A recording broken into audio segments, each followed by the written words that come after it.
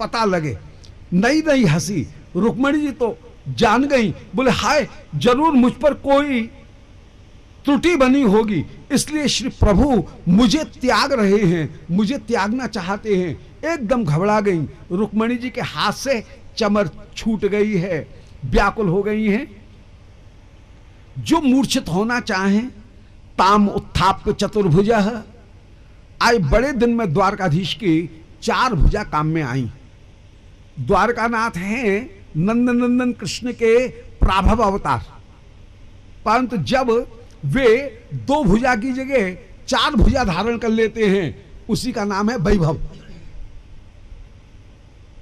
तो आज 4 भुजा प्रकट हो आई हैं। 2 भुजा से तो आपने रुक्मणी जी को गिरते गिरते संभाला, एक भुजा से उनका अंचल ठीक किया और एक भुजा चुबुक के ऊपर रख करके उन्नयन करते हुए बोले हे भैरवी, आप असूया मत करो। अरे मैं तो तुम्हारे साथ में हंसी कर रहा था। रुक्मणी जी तो स्वस्थ हुई, बोले हमारे बैठे ठाले लड़ाई लड़ने में क्या स्वाद आए।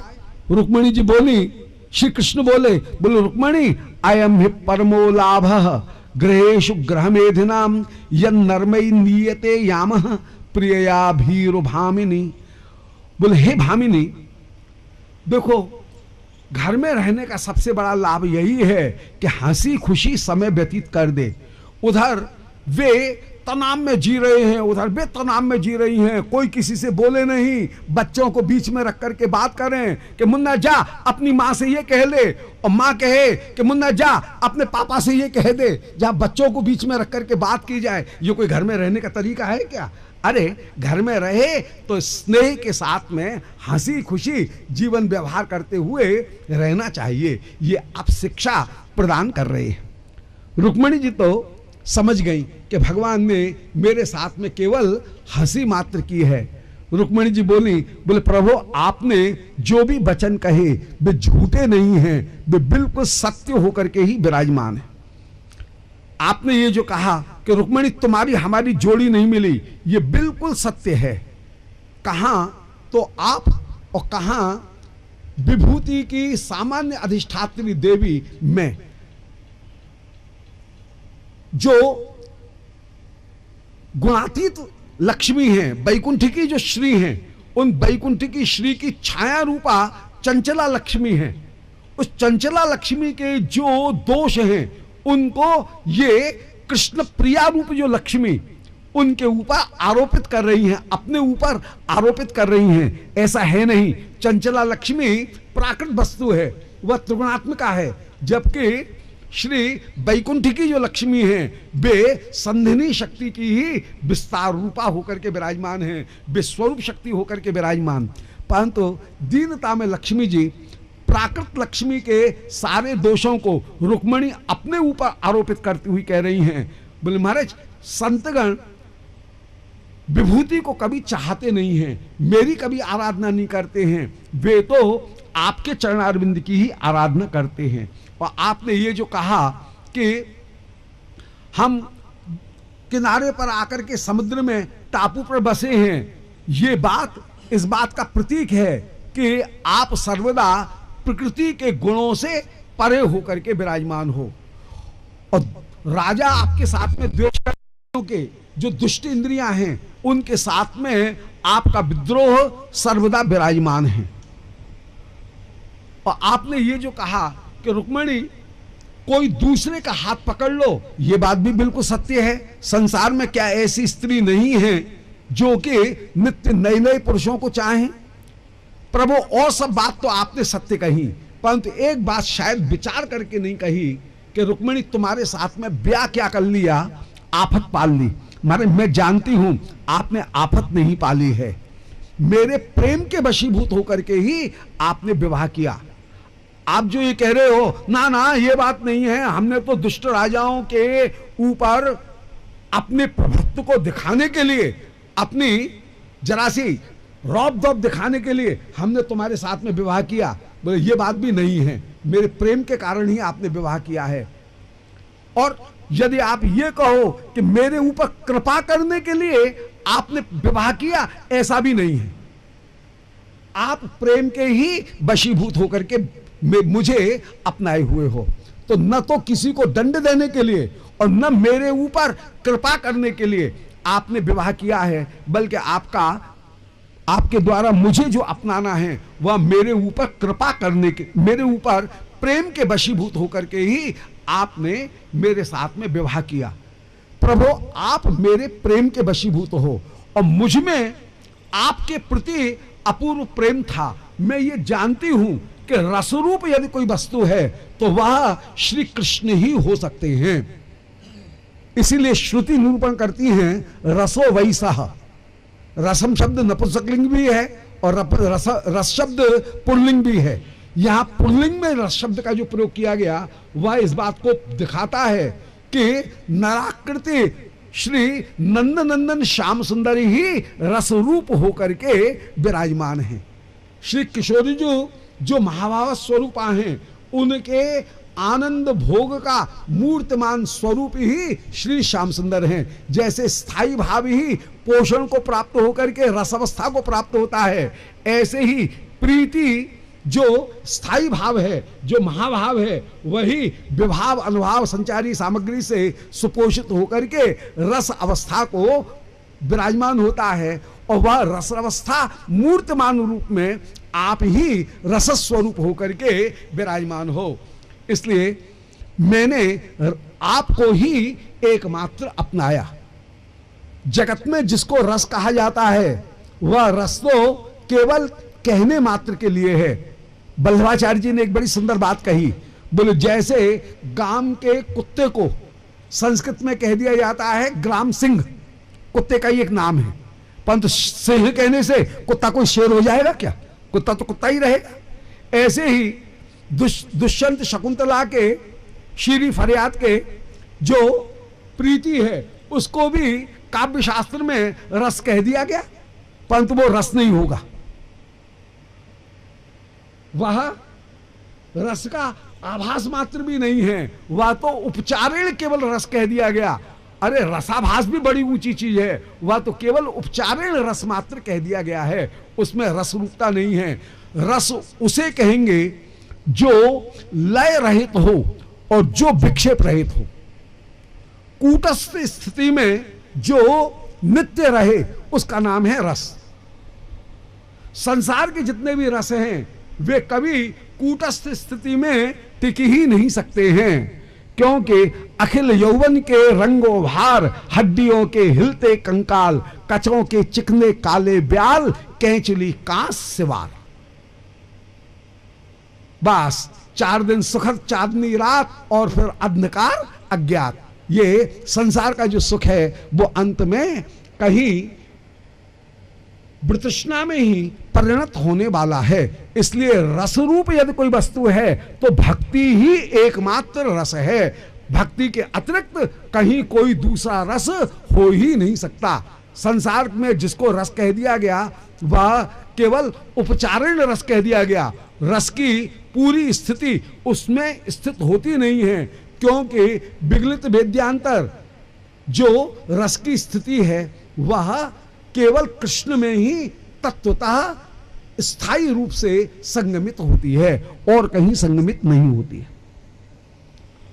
भगवान तो हंस दिए, बोले रुक्मणी धन्य धन्य, मैंने तुम्हारे साथ में हंसी की, परंतु तुमने उस हंसी को भी सत्य करके दिखा दिया।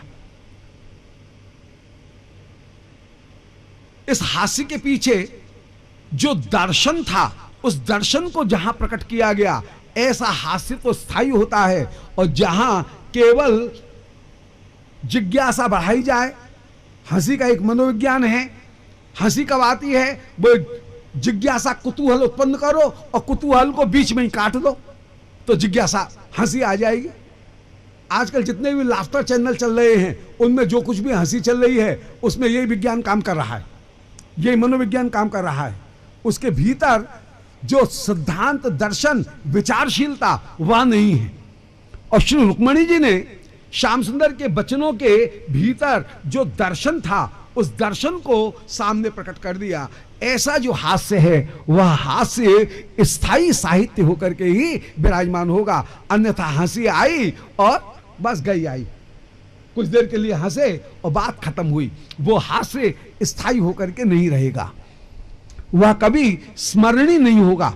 हास्य की एक विशेषता है कि हास्य के भीतर बड़ी भारी करुणा छिपी रहती है। ऊपर हंसी और भीतर पैथोस, भीतर बड़ी भारी करुणा उसके भीतर छिपी रहती है, बड़ी विचारशीलता छिपी रहती है। दोनों वस्तुएं, विचारशीलता और करुणा। श्री रुक्मिणी जी के इन वचनों में विकलता है।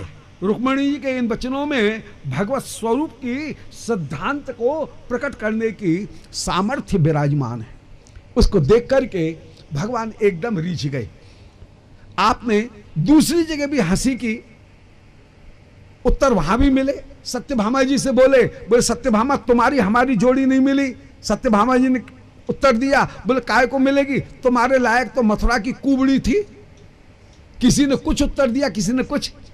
अब हंसी तो आई उसमें, परंतु उसके भीतर वो दार्शनिक सिद्धांत नहीं था, उसके भीतर वो वेदना नहीं थी, जो वेदना हास्य के भीतर, व्यंग्य के भीतर छिपी हुई होती है। श्री रुक्मिणी जी के प्रीति को देख करके आप बोले, प्रिय मैं तुम्हारी अधीन होकर के ही विराजमान हूंगा। इस प्रकार श्री रुक्मिणी जी श्री श्याम सुंदर को अपूर्व रूप से सुख प्रदान करें। हमारे श्रीमद् महाप्रभु के लीला चरित्र में भी श्री गदाधर पंडित रुक्मिणी जी के अवतार होकर के विराजमान, और श्री जगदानंद पंडित वे सत्यभामा जी के अवतार होकर के विराजमान। वे तुरंत जवाब दे दे, तो दोनों में वही भाव जो है, उस भाव का अंतर विराजमान है। श्री कृष्ण ने सबको 10-10 पुत्र, एक एक कन्या प्रदान की। इन कन्याओं में, पुत्रों में श्री रुक्मवती में, रुक्मिणी जी में प्रद्युम्न और रुक्मवती में अनिरुद्ध का जन्म हुआ है। बोले प्रभु एक संदेह है कि रुक्मी ने अपनी पुत्री रुक्मवती श्री कृष्ण के पुत्र को क्यों दी, बैरी के पुत्र को अपनी पुत्री क्यों दी। बोले जिस समय रुक्मवती का स्वयंवर हो रहा था, श्री प्रद्युम्न कन्या का हरण करके ले चले। रुक्मी ने मन में विचार किया, कृष्ण वैसे भी कन्या ले जाएंगे, वैसे भी ले जाएंगे, इसलिए अब राजी खुशी ब्याह करा दो। सो इसने न चाहते हुए भी फिर अनुमति प्रदान कर दी है, क्योंकि रुक्मवती की प्रीति देख करके रुक्मी को कहीं न कहीं झुकना पड़ा। संसार की रीति है, व्यक्ति सबके आगे विजयी हो जाता है, किसी के आगे झुकेगा नहीं, परंतु अपनी संतान से सब हारे। संतान की जिद्द के आगे सबको कहीं ही झुकना ही पड़ता है, ये जगत की गृहस्थी की रीति है। सो रुक्मी को भी अपनी संतान के आगे, रुक्मवती के आगे हारना पड़ा, और अपने बैरी के साथ में, इसने बैरी के पुत्र के साथ में अपनी कन्या विवाह दी है। उन्हीं रुक्मवती में जो भगवत स्वरूपा हैं, शक्ति स्वरूपा हैं, महालक्ष्मी लक्ष्मी स्वरूपा हैं, उन श्री रुक्मवती जी में अनिरुद्ध का जन्म हुआ। जब रुक्मी अपनी नातनी रोचना का विवाह कर रहा था, उस समय अनिरुद्ध कन्या का हरण करके ले चले। रुक्मी ने अपनी नातनी का विवाह भी करने के लिए हां करनी पड़ी, वहां पर भी वो हारा।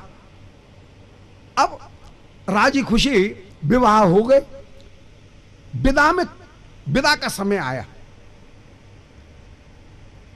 रुक्मी के कान काशीपुरी के राजा ने भरे, बोले देख तेरे बहन के विवाह में कृष्ण ने तेरी कैसी फजीती की, ये बढ़िया मौका है, हम इस समय ताली भी बजाएंगे और पैसा भी लूटेंगे। बलदाऊ जी चतुर हैं, सो बलदाऊ जी को रुक्मी ने चौपर पांसे खेलने के लिए विराजमान कर लिया है। बलदाऊ जी ने 100 मोहर लगाई, हार गए, 1000 लगाई, हार गई। बलदाऊ जी ने इस बार अर्बुद मोहर लगा दी हैं। बलदाऊ जी जान गए कि ये हल्ला मचा करके पांसे बदल देते हैं। बलदाऊ जी पांसे के ऊपर हाथ रख करके बैठ गए। बलदाऊ जी कहे मैं जीता, रुक्मी कहे मैं जीता। इतने में ही आकाशवाणी स्थिर की गई, होगा कोई थर्ड एम्पायर। उसने बिल्कुल वर्डिक्ट दिया कि भाई रुक्मी हारा है, बलदाऊ जी जीते। रुक्मी तो खिस्से आ गया कि नैवाक्ष को विदायूयम गोपाला बन गोचरा, बोले तुम ग्वारिया हो, चौपड़ पासे खेलना क्या जानो, तुम तो गैयाओं को चराओ। सिद्धांत बिल्कुल ठीक, इसमें जरा भी कोई बात नहीं है। अब ये जुआ खेलना ये तो तामस गुण का काम है, श्री कृष्ण की लीला थोड़ी है, ये तो लीला में खेल रहे हैं। सो नैवाक्ष कोविदायुयम, तुम चौपड़ पासे खेलना नहीं जानो, तुम तो ग्वारिया हो, गोपाल हो, चौपड़ पासे खेल, गैयाओं को चराओ और 9 कंकड़ी खेलो। ये तलवार चलाना और पासे चलाना ये राजाओं का काम है, ये ग्वारियाओं का काम नहीं है। बलदाऊ जी को गुस्सा आई, वो चौपड़ में अभी सामने हरा दिया है, और यदि तलवार की बात कहे सो पास में ही एक लट्ठ पड़ा हुआ था बेड़ा, उसको उठा करके रुक्मी के सिर पे जो मारा, सिर फट गया है, रुक्मी मर करके वहां धड़ाम गिरा। श्री कृष्ण बिल्कुल चुप ये बता रहे हैं कि गृहस्थी को वाणी और पानी इन दोनों का बड़ा संतुलित प्रयोग करना चाहिए, दुरुपयोग नहीं करना चाहिए, क्योंकि अगला तीसरा विश्व युद्ध पानी के लिए होता है।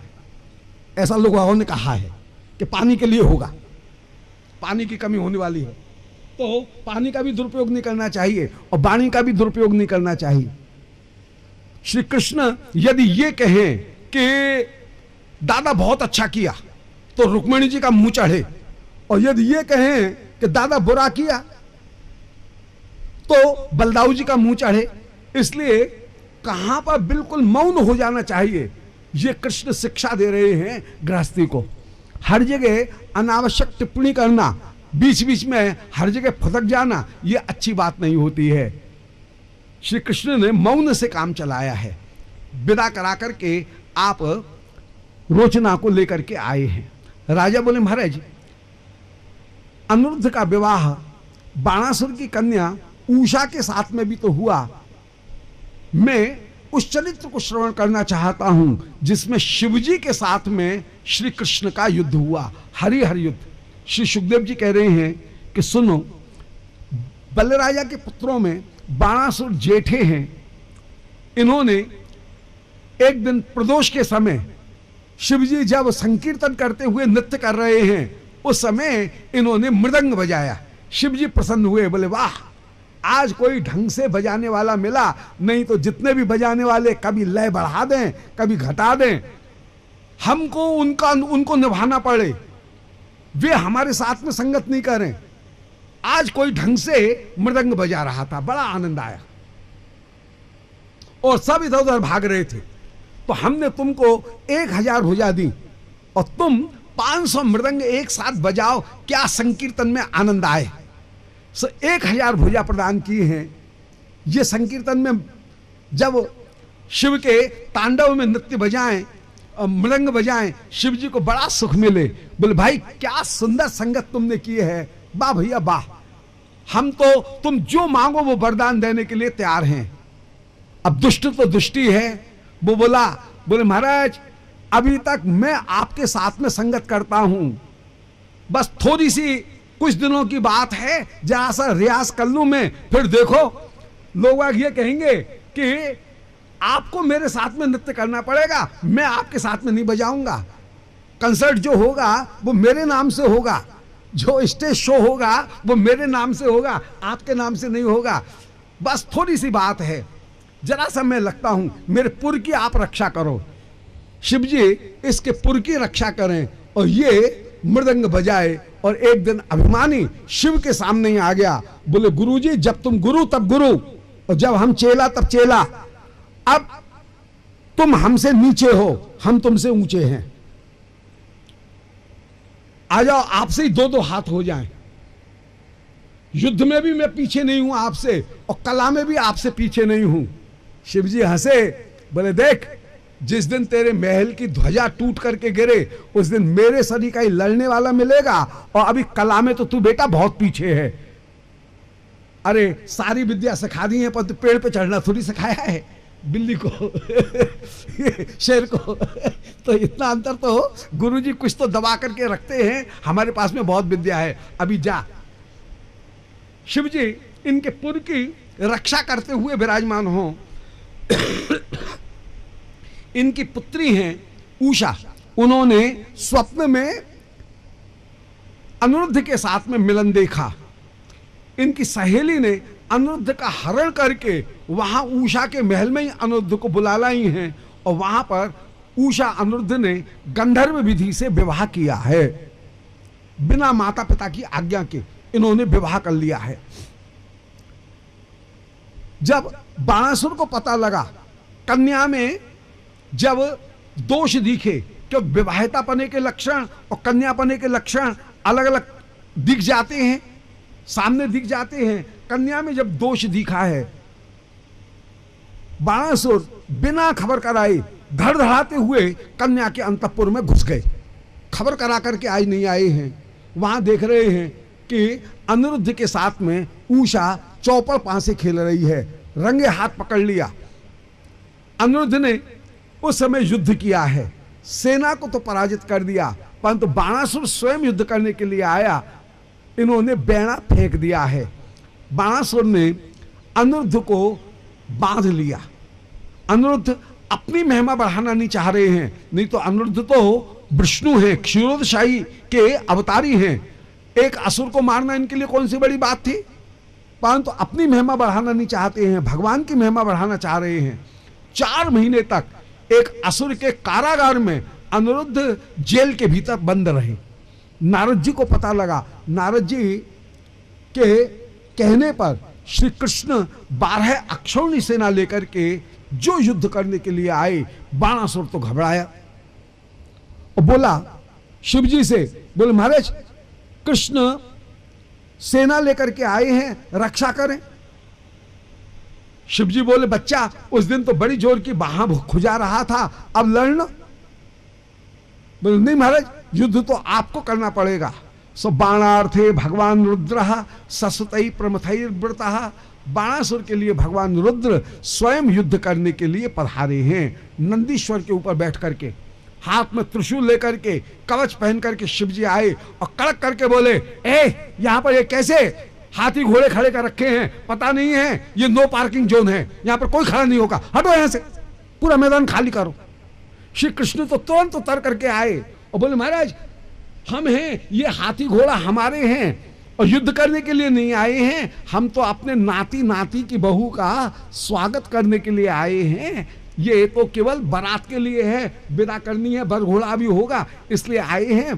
बस हमारी नाती नाती की बहू दोनों आपके महल के भीतर हैं, उनको भेज दीजिए। बस 3 मिनट के अंदर पूरा मैदान खाली कर देंगे, कोई गंदगी नहीं फैलाएंगे। शिव जी बोले कैसा नाती, कैसी नाती की बहू, उसने जो गुल खिलाए पता है तुझे, वो हमारे यहां पर बंद है, कोई भटक भी नहीं सकता है। सबसे पहले हमसे टकराना पड़ेगा, हम यहां पर खड़े हैं, देखते हैं कौन आ जाए। श्री कृष्ण बोले हमारे कोई चुनौती देगा तब तो फिर हम भी तब की तब सोचेंगे। शिव जी बोले अरे बहुत बड़बड़ कर रहा है, भाग जा, नहीं तो आ जा। श्री कृष्ण बोले आ जा तो आ जा। लड़ाई लड़ने में कितनी सी देर लगे, शिव जी ने कोई छोटी मोटी बात ही नहीं, एक साथ ब्रह्मास्त्र च ब्रह्मास्त्रम वायव्यस्य च पार्वतम आग्नेयस्य च पार्जन्यम नैजम पाशुपतस्य च। छोटे मोटे अस्त्र से तो शुरुआत ही नहीं, सीधा ब्रह्मास्त्र का प्रयोग किया। श्री कृष्ण ने ब्रह्मास्त्र के द्वारा ब्रह्मास्त्र को नष्ट कर दिया। शिव जी ने वायु का अस्त्र चलाया, श्री कृष्ण ने पर्वत का अस्त्र चला दिया है। शिव जी ने अग्नि का अस्त्र चलाया, श्री कृष्ण ने वर्षा का अस्त्र चला दिया है। शिव जी ने पाशुपत अस्त्र चलाया, आपने नारायणास्त्र चला दिया। अब बोले महादेव बाबा ये क्या तीर कमान लिए डोल रहे हो, नित्य नए नए आविष्कार हो रहे हैं, नई नई खोजें हो रही हैं, ये हथियार जिनको लिए बैठे हैं ये तो बहुत पुराने हो गए, इनको तो किसी म्यूजियम में सजा करके रख दो, ये अब युद्ध करने के काम के नहीं है, कोई नया हथियार हो आधुनिक उसको दिखाओ। शिव जी बोले हमारे पास में तो नहीं है, आप बोले तो हमारा भी आशीर्वाद लो। श्री कृष्ण ने उसी समय जिम्हास्त्र का प्रयोग किया, न जाने कैसा रासायनिक हथियार जिसको देख करके जमाई पर जमाई आए, नींद आए। नादिया ने विचार किया महादेव बाबा की दशा खराब है, यहां रुकने की आवश्यकता ही नहीं, सो पूंछ ऊंची करके सीधा कैलाश की ओर भागा है। श्री कृष्ण ने अपने ज्वर को स्थापित किया, त्रिशत ज्वर को नारायण ज्वर के द्वारा घिसवा दिया है। स्वयं बाणासुर सामने आया, वैष्णवों के स्वरूप में, रसकों के स्वरूप में दिखे कि कितने भी रुग्ण हैं, और जब भक्ति का आवेश आए तो वे उछलने लगे, कूदने लगे। नारायण ज्वर ऐसा जिसके आगे त्रिशत ज्वर कहीं भी टिके नहीं, उनके सारे रोग धोग सब दूर हो जाएं। बोलो श्री कृष्णचंद्र भगवान की जय। जगन मंगल हरिनाम संकीर्तन की जय। ये हरिनाम संकीर्तन श्री कृष्ण कथा ऐसी अमृत रूप होकर के विराजमान कि जितने भी रोग धोग उन सबों को दूर कर दे। ये नारायण ज्वर त्रिशत ज्वर को नष्ट करने में सर्वथा समर्थ है। श्री कृष्ण ने उस समय एक साथ हाथ में चक्र ले लिया है, बाणासुर की भुजा भी काटते जा रहे हैं और इसके अस्त्रों को भी नष्ट करते जा रहे हैं।